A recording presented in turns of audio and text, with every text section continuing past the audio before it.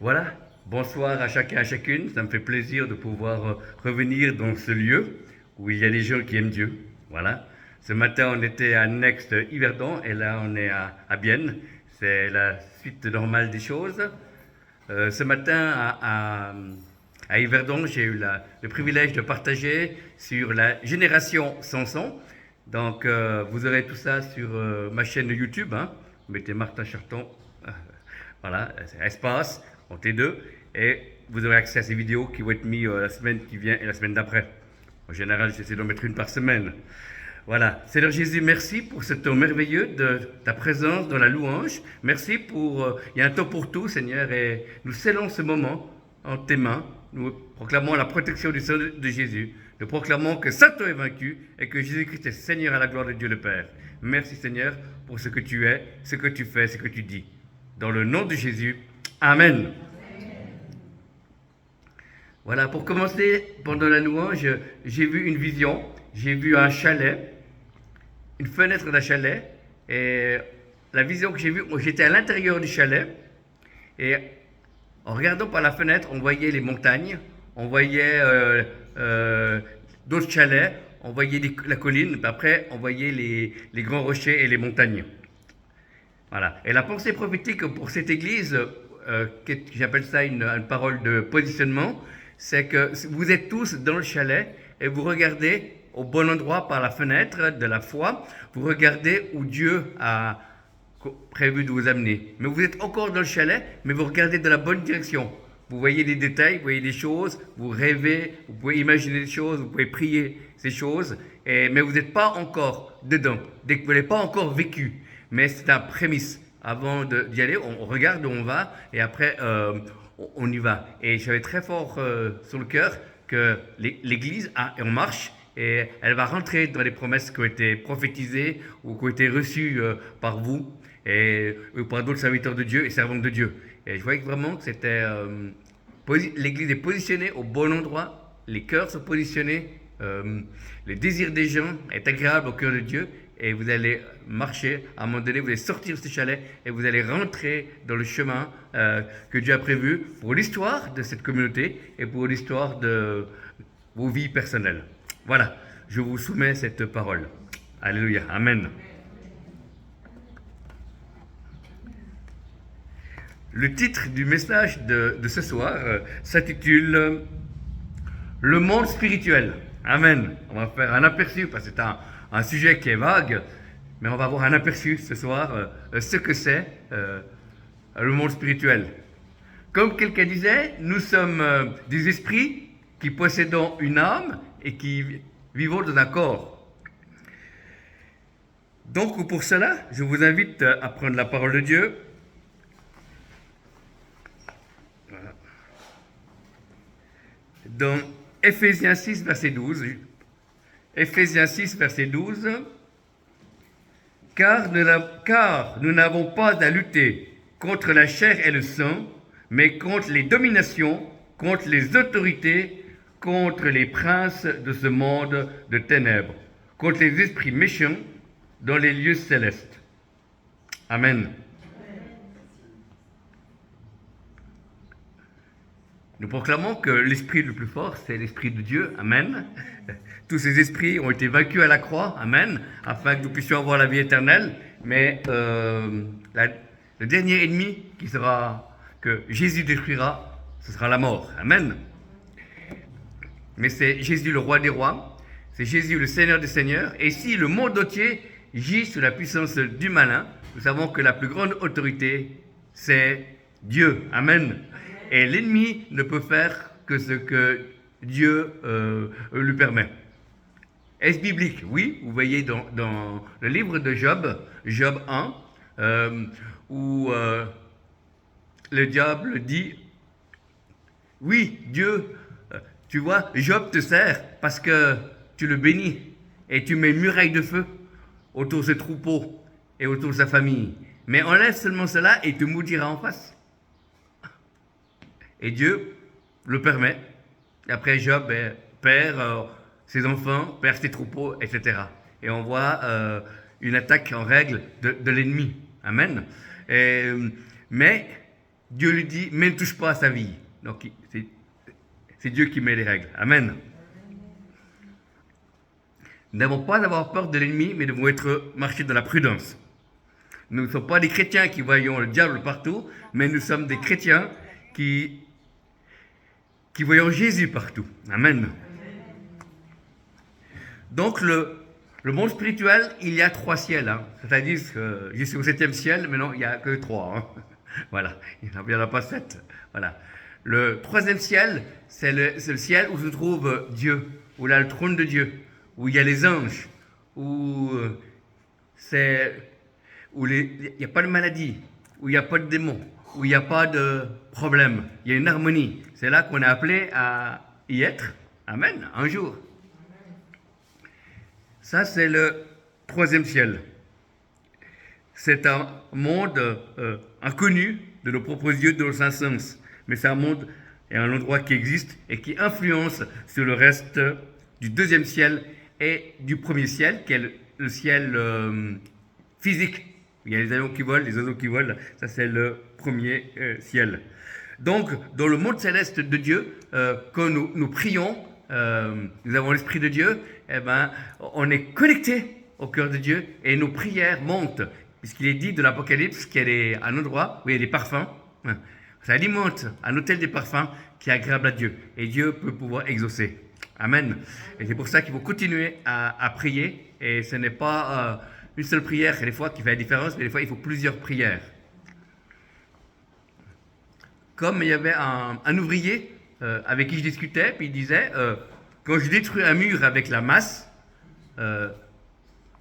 il sait que ce n'est pas la première fois, le premier coup que le mur va tomber. Il doit taper bien des fois, mais il sait qu'il faut qu'il ait au départ un premier coup pour qu'il ait les restes qui suivent. Ah, vous voyez. Donc pour nous, dans nos vies de prière communautaires et personnelles, eh ben, il faut commencer déjà à prier.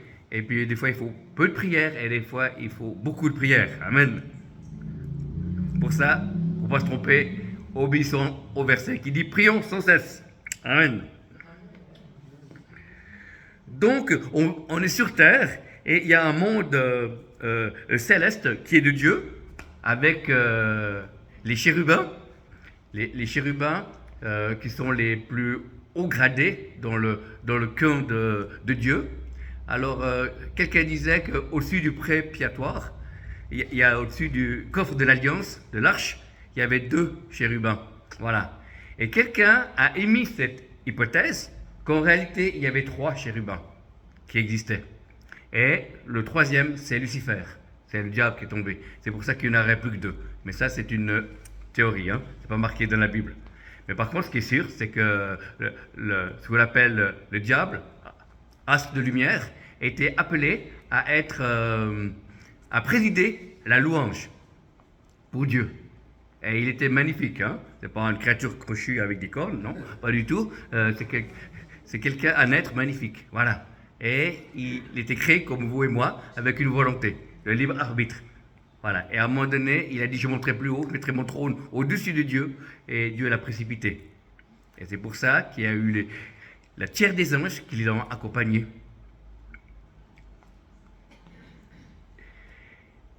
Et les archanges, après il y a les archanges, après les chérubins et les archanges, qui sont aussi des généraux de l'armée de Dieu. Et il y a les anges messagers, comme Gabriel. Il y a après les séraphins, qui sont des anges que Ésaïe a vus dans Ésaïe 6, qui ont 6 ailes, hein, 2 sous les pieds, qui cachent leurs yeux, et puis 2 pour voler. Amen. Voilà. Donc ça, c'est le monde angélique bon de Dieu. Et comme l'ennemi a élu domicile dans le 2e ciel, c'est là où il y a tous les démons, où il y a tous les ténèbres. Alors quand on prie, on doit passer par le 1er ciel, qui est le ciel physique, et après par le 2e ciel, qui est le ciel de l'ennemi, pour arriver à la fin dans la demeure du Très-Haut. Amen. C'est pour ça que dans le livre de Daniel, il est dit, dès le premier jour, Daniel, je t'ai exaucé, mais le prince de Perse est venu. Et après, il y a un autre ange qui l'a aidé pour qu'il puisse recevoir la réponse. Amen. Donc cet ange a résisté pendant 21 jours. Amen. Donc il y a des fois dans nos demandes, dans nos prières, à cause du monde spirituel, comme un retardement. Dieu n'est pas sourd, hein? Dieu n'est pas vieux, Dieu n'est pas gâteux, mais Dieu est tout puissant. Amen. Mais il y a des fois un retard, parce qu'il y a un monde spirituel qui est là pour retarder l'exaucement de nos prières. Et c'est bon de savoir qu'on ne vit pas seulement dans un monde où il y a un ciel physique. Et par moments, il y a, comme le monde entier, c'est la puissance du malin, il y a des puissances qui se promènent. Voilà. Alors des fois, en général, on ne les voit pas, mais on peut voir leur action. Amen. Eh ben, je vais donner quelque chose de concret. Eh ben, ce qui s'est passé à Annecy, cet homme qui a poignardé cette famille, pour moi, c'est quelqu'un qui a été saisi d'un esprit démoniaque, un esprit de mort, voilà, et qui a agi au travers d'un humain. Quelqu'un a dit, pour te faire du bien, Dieu va passer au travers d'un humain. Et cette même personne a dit, si le diable veut faire du mal, il passera aussi au travers d'un humain. Amen. C'est intéressant. Donc, on doit toujours aimer l'être humain, d'aimer ton prochain comme toi-même, mais discerner les actes. S'il y a quelqu'un de méchant qui vient me dire des méchancetés, eh ben, des fois j'arrive à discerner que c'est pas lui qui parle, mais c'est ce qu'il habite. La personne, elle est squattée. On peut prendre un billet de groupe pour prendre le train. Voilà. C'est intéressant. Ça m'est arrivé 2 fois au cours de ma carrière de serviteur de Dieu. J'étais une fois dans la ville de Lausanne, et puis il y a une dame qui vient, devait avoir peut-être entre 70 et 80 ans, elle vient vers moi, et puis elle me dit, je vous aime pas. J'étais étonné, j'ai arrêté. Tu es un homme de Dieu, elle me dit, elle n'a jamais vu cette femme, et puis tu nous déranges. Et puis elle dit, on t'aime pas. Après elle est partie. Voilà. Alors, on peut mettre ça, cette personne, on peut dire, ben, elle est un peu folle ou comme ça, mais en réalité, cette personne ne savait rien du tout, mais elle était animée d'un mauvais esprit. Et puis le mauvais esprit devait connaître Jésus, et puis voilà, pour me parler comme ça, moi. Amen. Mais ça m'est arrivé la même chose, mais de le côté positif, dans un séminaire. J'étais dans un séminaire pour me ressourcer, je n'étais pas du tout orateur, voilà, j'aime bien écouter les autres, apprendre. Et puis il y a une femme pasteur qui vient vers moi me saluer, et puis qui me dit, vous êtes prophète, vous êtes un serviteur de Dieu, vous avez été prophète depuis le sein de votre mère. Amen. Voilà, elle a eu discerné ça, vous voyez. Donc la même, on sait que c'était l'Esprit de Dieu, je n'avais jamais vu cette femme de Dieu, voilà, elle a discerné cela avant que j'ai parlé, avant que j'ai fait quoi que ce soit. Vous voyez, donc c'est l'aspiration. Voilà. C'est pour ça que dans la Bible, il dit dans 1 Jean que personne ne vous séduise. Amen. On vit des temps de séduction, où il y a des tas de choses qui se passent. On prend Internet, on m'envoie des tas de vidéos à regarder. Moi, je n'ai pas le temps de regarder tout. Hein. Ce qu'on m'envoie, voilà, des styles. On m'envoyait une servante de Dieu se retrouve en enfer à cause de telle chose. Voilà, bon. Moi, je n'ai pas du tout cru ça. Voilà, c'est n'importe quoi. Il faut discerner. Hein. Amen. C'est pour ça que le monde entier gît sous la puissance du malin. C'est pour ça qu'il peut y avoir des fausses doctrines. C'est pour ça qu'il peut y avoir des faux serviteurs de Dieu. Voilà. Il faut discerner. Vous connaîtrez un arbre à ses fruits. Amen. Et les faux ministères, ce sont des hommes et des femmes qui attachent les gens à eux. Ça existe. Tandis que nous attachons les gens à Christ. Amen. Et puis après, si on ne me voit plus, eh ben, c'est pas grave. Mais ce que les gens, ils doivent voir Jésus. Amen.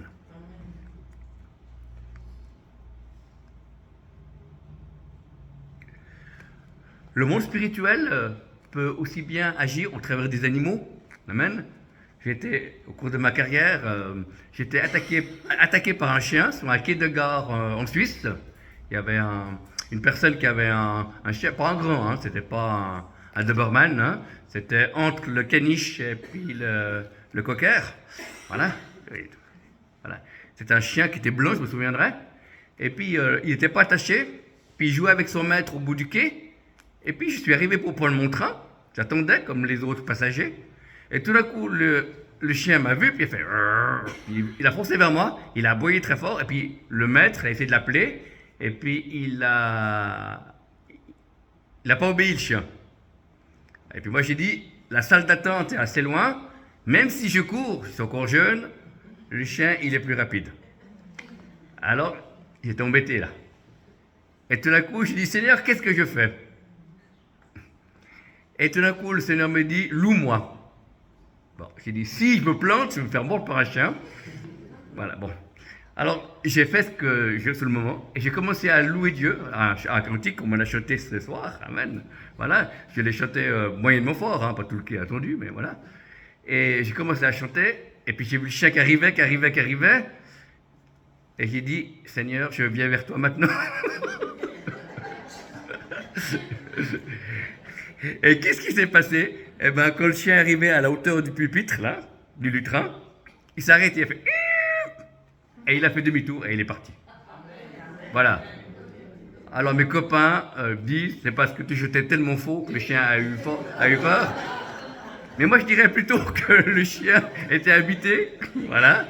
Et le fait d'avoir loué Dieu, quand on loue Dieu, hein, chaque fois que tu loues, que tu pries, l'enfer tremble de peur. Amen. Voilà. Voilà. Donc vous pouvez voir deux actions où les animaux peuvent être utilisés par l'ennemi ou bien par Dieu. La preuve, Jonas avec la baleine. Avec la baleine. Au moment où il est tombé dans l'eau, ça fait le temps de Dieu extraordinaire, hein, la baleine est arrivée. Et puis Jonas, dans le ventre de la baleine, il a dit, c'est assez. Après il s'est repenti, après il était vomi. Il a vomi sur la plage et il a pu amener le message à Ninive. Voilà. Donc c'est intéressant de voir que ce combat entre le monde des ténèbres et le monde de Dieu, c'est quelque chose qui est réel. J'aime beaucoup ce que disait un homme de Dieu qui est maintenant auprès de Dieu, parce qu'il est mort, voilà, il n'est plus de ce monde. Voilà, c'est le pasteur Pierre Touchel. Il disait, dans ses prédications, il assistait toujours, qu'il disait, au travers des péchés du peuple de Dieu, comme des gens qui ne connaissent pas Dieu, on nourrit les démons, et au travers de nos prières et de nos louanges, on nourrit les anges de Dieu. Amen. Et ça peut paraître bizarre, mais il y a une femme d'un pays d'Afrique où il y a eu un événement où il y a eu un homme, pas le président, mais un des premiers ministres qui était chrétien, qui s'est fait assassiner. Voilà. Et cette femme intercédait et elle a vu. Et après, elle a partagé à l'église. Elle a dit, elle a su avant que les actualités disent que ce premier ministre en Afrique a été assassiné. Eh ben, il a dit, j'ai vu dans la vision quand je priais, il n'y avait que 3 anges contre des centaines de démons. Voilà. Et elle avait beau prier tout ce qu'il voulait lier, voilà. Et voilà, et cet homme, voilà. Et il a compris que c'est à cause d'un manque d'intercession qui s'est passé de cette situation-là. Voilà. Donc, nos prières font la différence. Amen. Il y a eu en Amérique, dans une église, une femme qui a eu un accident de voiture, et bien elle n'était pas morte, hein, elle n'était pas morte, mais elle était dans le coma. Voilà. Et ils ont prié dans l'église pour cette femme qui était à l'hôpital. Et après, cette femme, après un certain temps, elle est sortie du coma parce que l'église a intercédé plusieurs soirées de prière. Mais c'était intéressant parce que chaque fois qu'elle disait, cette femme, quand elle a témoigné, quand elle est sortie du coma, elle a dit, chaque fois, tous les soirs, à telle et telle heure, je savais que l'église priait, mais je n'avais pas d'heure, je ne pouvais pas bouger, je n'entendais que certains sons. Et ben, elle disait, quand vous louez Dieu, prier, et ben, je sentais comme une main qui m'attirait vers la vie. Et quand ça s'arrêtait, ben, je sentais une main, comme une autre main qui me tirait vers les ténèbres. Voilà, c'est intéressant qu'il y avait comme une dispute de montre spirituelle. Voilà. Et finalement, elle est sortie. Amen. Voilà. Donc c'est intéressant de pouvoir être conscient que quand on a beau vivre au monde de l'électronique, voilà, mais les démons sont toujours là. Amen. Les démons qui ont été chassés, ben, c'est leur job, hein, de se faire chasser. Hein, voilà. Par nous, les enfants de Dieu. Et c'est pour cela qu'il faut penser que parfois, il y a des difficultés. Vous savez qu'il existe des esprits d'accident. Amen. Voilà, parce que des fois, on dit il n'y a aucune raison. Qu'est-ce qui s'est passé? Il y a eu un accident. Voilà. Et c'est un frère, intercesseur africain, avec qui j'ai discuté. Il m'a dit, il y a des esprits d'accident. Au début, j'ai souri, puis après, j'ai dit, il a raison. Et des fois, au travail, comme moi je suis à mi-temps de ministère, quand je dois faire un travail un peu dangereux, je me mets à lier les esprits d'accident. Et puis, j'ai pas eu d'accident. Amen. Voilà. Alors, je fais pas ça tous les 5 minutes de ma vie. Hein. C'est si je fais quelque chose de un peu dangereux, je le fais. Amen. Et là, j'ai compris qu'il y avait quelque chose. Que j'étais nouveau converti, j'ai découvert cette autorité qu'on avait quand j'ai fait de l'évangélisation. Il y avait un couple qui se sont disputés. Voilà. Et on peut disputer pour n'importe quelle raison, mais là, c'était spirituel. Et puis, il était à peu près la même distance que où est notre frère. Et j'ai dit, je lis tout esprit de colère. C'est comme ça. Puis, ça s'est éteint, comme si une bougie, on avait soufflé sur une bougie, et les gens ont pu disputer. Et j'ai pu témoigner. Ils n'ont pas accepté Jésus, mais ils ont au moins entendu le témoignage. Voilà. Amen. Et il y a des fois, des moments où il y a le monde spirituel qui se met en marche, soit pour embêter les gens, soit pour aider les gens.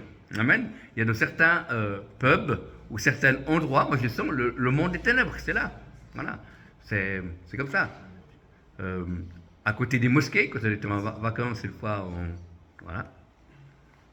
Eh ben, je pouvais vivre là-bas, mais chaque fois que je passais à côté des mosquées, j'avais de la migraine. Amen. Voilà. Parce que l'Esprit de Dieu ne pouvait pas supporter ce qui n'était pas de Dieu. Et ça m'est arrivé qu'une fois où je me suis fait attaquer par un esprit de tristesse. Moi qui suis d'habitude toujours joyeux. Souvent. Voilà, je me promenais dans la rue en bas vers Lausanne, au bord du lac. Et j'étais en train de réfléchir et j'étais de la joie parce que je devais retrouver une équipe de jeunes, c'était avant que je sois marié. Et j'étais content d'aller faire des grillades au bord du lac. Et tout d'un coup, en marchant, tout d'un coup, il y a un esprit qui arrive sur moi, j'ai rien vu. Et c'était comme si quelqu'un me jetait un manteau autour de moi. Et d'un coup, paf, la tristesse, le poids, comme un début de dépression. Et j'ai dit, non, qu'est-ce qui m'arrive? J'ai eu quelques 2-3 secondes. Après, j'ai compris que c'était spirituel. J'ai dit, au nom de Jésus, je refuse cela. Et puis, même fois, pouf, ce manteau est tombé par terre et j'ai pu retrouver ma joie. Amen. La même qu'il y a aujourd'hui. Amen. Voilà. Donc, il y a des fois, il faut résister au malin, dit la Bible. Hein? Soumettez-vous à Dieu et résistez au diable. Amen. Pas comme certains qui qui se soumettent au malin et qui résistent à Dieu. Mais pour le coup, le contraire. Hein. Amen. Mais savoir qu'il y a un monde spirituel, ça nous aide dans certaines choses. Il y a des chrétiens qui ont prié à un endroit en Suisse romande où il y avait beaucoup d'accidents de voiture, les fameux ronds-points là. Hein. Voilà. Et ils ont été, je crois, 2 ou 3 chrétiens qui ont prié et depuis ce jour-là, il n'y a plus d'accidents. À cet endroit-là, il n'y a pas d'accident dans la route, mais à l'endroit même où il y avait souvent des accidents, eh ben, il n'y a plus. Amen. Parce qu'il y avait un esprit de mort ou un esprit d'accident qui était là et il y avait périodiquement des accidents à cet endroit-là. Pas 100 mètres plus loin, pas 100 mètres après, mais à cet endroit-là. Alors, gloire à Dieu pour ces actions qui étaient faites par la foi. Mais je vous rappelle que nous avons une autorité qui est limitée. Hein. On ne peut pas dire je délie telle nation, de telle de ça, etc. Non, pas du tout. Nous avons une autorité en tant que chrétien individuel et en tant qu'Église qui est limitée selon la fonction, l'onction et le ministère. Amen. Non, pas l'écoute de Dieu, je parlais de Ça dépend. Voilà. Donc, c'est-à-dire qu'on est tous appelés à faire du combat spirituel, on est tous appelés à chasser des bébés démons. Hein. Amen. Mais après, ça se garde quand c'est des esprits qui sont plus forts. Hein. Voilà. Justement, ce même pasteur Pertuchel expliquait que depuis qu'il avait rentré dans un nouveau degré de sanctification, après un jeûne de 40 jours, il a découvert qu'il pouvait chasser des démons de plus grande catégorie qu'avant. Amen. Donc, il y a quand même aussi la foi, un degré de sainteté qui va avec. Donc, pour savoir que tout cela, ce monde spirituel existe et on est obligé de faire avec. Et c'est pour ça l'importance du parler en langue. Amen. Voilà. Souvent, moi, je parle en langue à mi-voix et dans l'église ou hors de l'église. Et c'est pour ça que ça me connecte déjà à être avec Dieu, mais également ça me permet de pouvoir purifier un peu mes pensées, ça me permet de pouvoir être attiré par les choses de Dieu. Parce que les choses du monde, ou pas forcément des choses ténébreuses, mais les choses du monde, on perd simplement notre temps, peut facilement nous attirer. Amen. Et en parlant en langue, on a au moins le choix de dire oui à cela ou non. Voilà. On est libre en tant qu'enfant de Dieu. On n'est plus esclave de la peur, on est enfant de Dieu, comme dit le chant.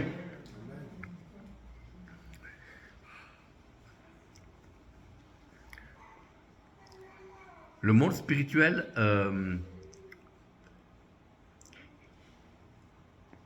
il y a des maladies qui sont dues à des problèmes physiques, hein, ou génétiques, mais il y a d'autres maladies qui sont dues au monde démoniaque.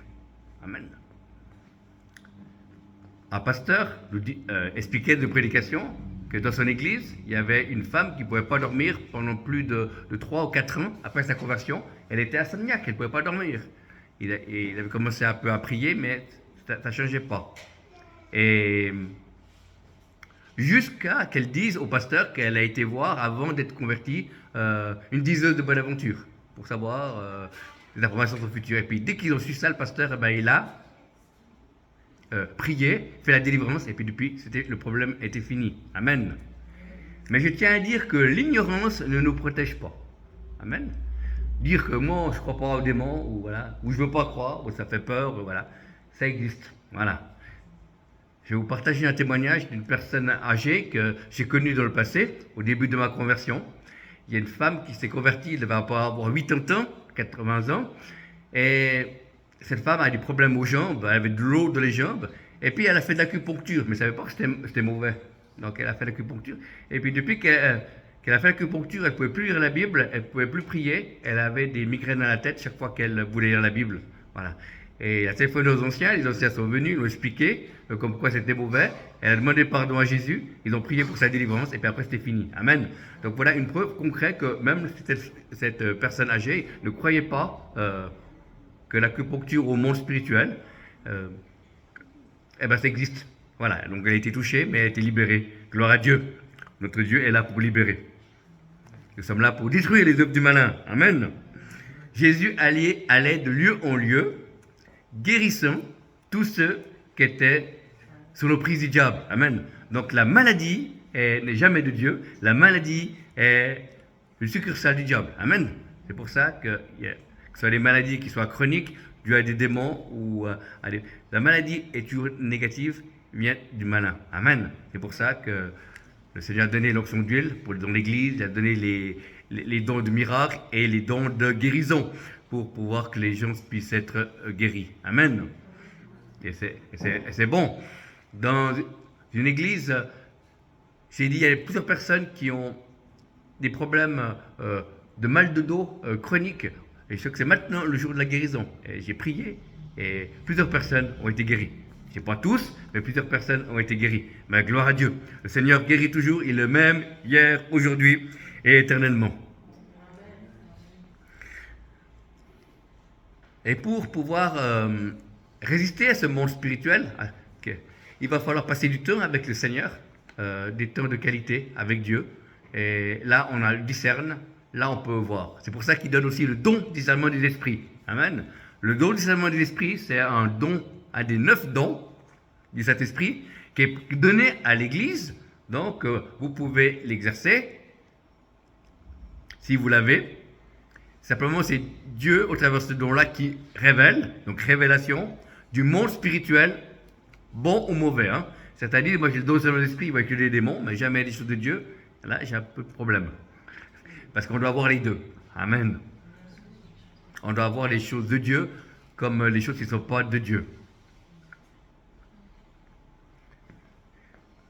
Comment ça se passe? Bon, on m'a décrit. Bon. Il y a quelqu'un qui a prophétisé dans l'église, et puis il y a personne qui avait le don de discernement des esprits, qui était une intercesseuse dans l'église. Elle a vu un serpent noir derrière la personne. Donc elle savait que les paroles que cette femme disait n'étaient pas inspirées de cet esprit, même s'il y avait la forme, la couleur d'une véritable prophétie. Amen. Est-ce biblique? Oui, puisque dans le livre des Actes, il y avait une femme qui est animé d'esprit du Python, et qui disait, ce sont des hommes du Très-Haut qui vous annoncent la voie du salut. Après, Paul est mort, et il a chassé le démon, et puis personne n'a plus, vous voyez. Mais c'est intéressant que cette femme qui criait cela, dans la version Darby, de la Bible Darby, c'est marqué, elle prophétisait. Tandis que les autres versions, c'est marqué, elle criait derrière Paul et Silas. Amen. Donc c'est intéressant de voir qu'on peut prophétiser avec l'esprit de Dieu, ou c'est un autre esprit. C'est pour ça qu'il faut discerner les esprits. Et j'aime beaucoup ce que dit monsieur Jean-Marc Bigler, qui dit on doit nettoyer, les chrétiens doivent être nettoyés pour pouvoir prophétiser, sinon qui parle? C'est ce qu'il disait dans une prédication. Donc je suis entièrement d'accord, voilà, on a besoin d'être purifiés, on a besoin que nos vies soient changées pour qu'il puisse y avoir un maximum de Dieu qui passe, et moins de nous, et encore moins des choses des ténèbres. Amen. On va de gloire en gloire. Et c'est une marche. La vie chrétienne, c'est pas seulement donner sa vie à Jésus, ça c'est la première escalier, mais après il y a beaucoup de choses à découvrir, et c'est passionnant. Ça prend toute une vie, mais c'est magnifique. Et on est en marche vers Dieu, bien sûr, mais on est aussi en marche de ce qu'il a prévu pour chacune de nos vies, parce que nos vies, à la fois, elles sont personnelles et communautaires. Amen. Donc, en conclusion, nous devons savoir que le monde de Dieu, avec Dieu, est tout plus fort. Que le diable est toujours mauvais et qu'il ne changera jamais. Pas faire comme une église au Danemark qui prie pour que le diable se convertisse. Je ne sais plus, ça avait fait la tournée des revues chrétiennes, qu'il y a une église au Danemark qui prie pour que le diable se convertisse. Voilà. Donc, non, sérieux, c'est pas un gag, sérieux. On m'a raconté. Voilà. C'est même un homme de Dieu qui m'a raconté ça, on a rigolé un peu, parce que c'est pas possible. Voilà, puisqu'il sera jeté dans les temps de feu, il sera enfermé pendant 1000 ans dans le millénium pour que nous puissions vivre en paix. Après, il est relâché.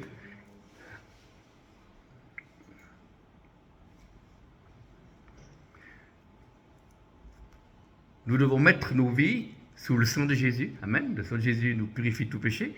Nous devons, dès que Dieu nous montre des péchés à confesser et à abandonner, parce que c'est ça le problème de certains chrétiens, ils confessent mais ils n'abandonnent pas, donc on retrouve les mêmes problèmes. Donc, parce que la Bible dit, si nous confessons nos péchés, il nous purifie de toute iniquité. Amen. Mais il y a également abandonner. Il faut abandonner les choses mauvaises pour pouvoir garder la présence de Dieu. Amen. Donc c'est une aventure qui est passionnante, mais savoir qu'il y a des fois des influences qui sont là, il y a des fois la nuit, parfois je dors moins bien, parce qu'il y a aussi des présences ténébreuses qui sont là, donc c'est bien aussi de pouvoir mettre notre sommeil sous le sang de Jésus. Amen. Et puis proclamer le psaume 3, verset 6, je me couche et je m'endors, car l'Éternel est ma force. Amen. Voilà. Et pour conclure, je dirais, il y a même des personnes... comment ça se fait que certains chrétiens ont eu des mauvais esprits après leur conversion? Voilà. Il y a beaucoup de théories, mais disons que les choses les plus sûres pour moi, que si quelqu'un, un chrétien ou chrétienne, attrape un mauvais esprit, c'est par l'avortement. Il y a un esprit de mort qui vient. Si quelqu'un commet un avortement. Par les relations sexuelles hors mariage, puisqu'il est dit que deux personnes mèneront une. Donc si vous avez des relations hors mariage, ça fait partage de connexion avec la personne qui est, voilà, et vous rattrapez tout ce qui est mauvais aussi. Et aussi par certains péchés graves, comme l'alcoolisme ou autres. Amen. Donc c'est intéressant de voir qu'il faut examiner nos vies, pas rechercher le mal, mais voir s'il y a quelque chose qui nous freine. Parce qu'il y a beaucoup de personnes qui disent « délivrez-moi parce que j'ai un mauvais esprit », puis ils n'ont rien du tout. Puis d'autres, ils auraient besoin d'être délivrés, mais ils ne disent pas. Voilà, des gens qui ont des accidents toutes les semaines, ou des gens qui ont des échecs à certains moments, plus que la norme. Voilà, c'est dû à des mauvais esprits. Alléluia. Seigneur, merci pour ce temps de partage. C'est vraiment un sujet passionnant et vaste, mais je crois que j'ai donné un aperçu, Seigneur, que tu as permis dans les temps qui m'étaient impartis ce soir, et je prie que pour chacun d'entre nous, nous ne puissions pas avoir peur du monde spirituel, de Dieu ou pas de Dieu, mais que nous puissions être prudents et discerner. La Bible nous appelle à discerner, à examiner, à recevoir, Seigneur. Alors merci dans nos marches en tant qu'Église, en tant que groupe de prière, en tant qu'Église de maison, en tant que serviteurs et servantes de Dieu, en tant qu'enfants de Dieu, nous puissions discerner les choses qui viennent de toi. Soit directement avec toi, ou soit dans la vie d'Église, dans la vie quotidienne, voilà, afin que nous puissions prendre position ou demander de l'aide. Merci Seigneur. Je bénis mes frères et mes sœurs dans le nom de Jésus. Et je prie que s'il y a des personnes ici qui ont besoin de délivrance ou de guérison, qu'ils puissent recevoir leur guérison et leur délivrance dans le nom de Jésus, Seigneur. Alléluia. Et tu touches également ce soir tous les corps qui sont malades dans le nom de Jésus. Je prends autorité sur la maladie et je lie et je chasse tout esprit de maladie dans le nom de Jésus. Je proclame que par les morsures de Jésus, vous êtes guéris.